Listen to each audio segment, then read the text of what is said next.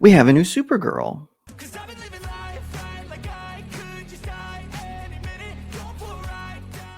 Hi, my name is Jacob Airy, and welcome to StudioJake, where I talk about all things pop culture. Be sure to like, share, and subscribe. All right, so we officially have a new Supergirl for the James Gunn Reboot DCU universe. This is a topic that had much debate, especially since James Gunn tends to lie a lot, and also he's kind of a weirdo perv, but neither here nor there. We can talk about that more later. But it is true. We officially have a new Supergirl for the upcoming film Supergirl Woman of Tomorrow.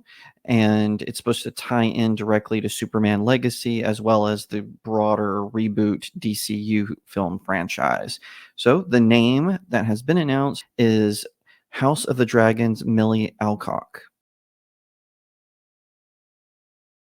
That's right. According to bleedingfool.com, not that other one, bleedingfool.com, Warner Brothers' Supergirl, Woman of Tomorrow, is taking flight with House of Dragon star Millie Alcock, the Hollywood Reporter has confirmed. She will star in the feature as Kara Zor-El, the cousin of Superman. Alcock screen tested for DC Studios bosses James Gunn and Peter Safran last week. Kind of weird doing a personal one, but whatever.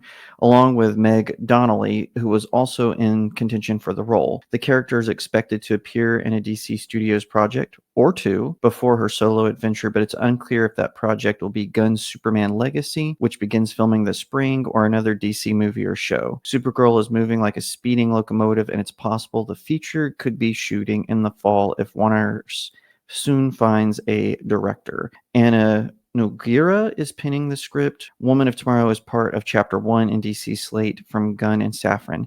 The slate also includes the Batman feature, The Brave and the Bold, and a TV series starring Viola Davis as her Suicide Squad character. So I genuinely feel bad for Sasha Calle, who portrayed Supergirl in The Flash. She was not right for that role, and The Flash just wasn't the right movie to introduce that character or be made at all. She seemed like a genuinely nice person. She definitely gave vibes like she was happy to be there. She was happy for the part, but they put her in this really ugly costume. Now, please note, I'm not one of these people who thinks that immodesty is the only type of beauty. I'm fine with modest costumes, obviously. I think that's really great that studios do that. But with the Supergirl costume, they didn't even try to give her any hint of femininity.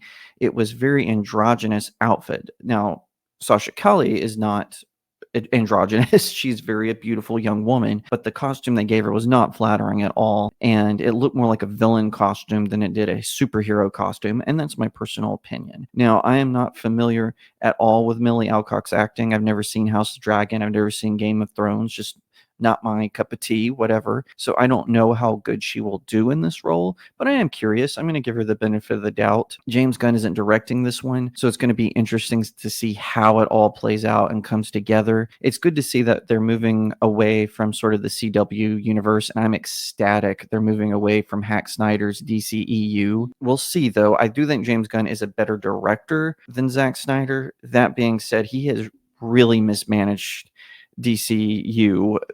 First, he was kind of being coy if The Flash was just going to reboot the DCEU, and how they're keeping some actors but firing others. It just doesn't make sense. It's all a big confusing mess. I have a feeling that the Batman 2 is going to be forever stuck in development, and then eventually it's just going to be quietly canceled. And then whoever he recruits as Bruce Wayne for The Brave and the Bold is going to be Batman going forward. And I don't think The Brave and the Bold is what they should have called this film series. I think they should have called it The Caped Crusader or Dark Detective, not The Brave and the Bold. Really, they need to get back to grounding Batman, sort of like how The Batman or Batman Begins did, and then introduce him in this wider world where it's something bigger that he has to face. That's just my personal opinion, but I'm curious to see what James Gunn's direction is going to be. I'm going to wait to reserve judgment until the first official film of the DCU reboot universe launches, but it's not looking good just from all the leaks and all the information we're getting, and just how Gunn and Safran have really bungled recent releases.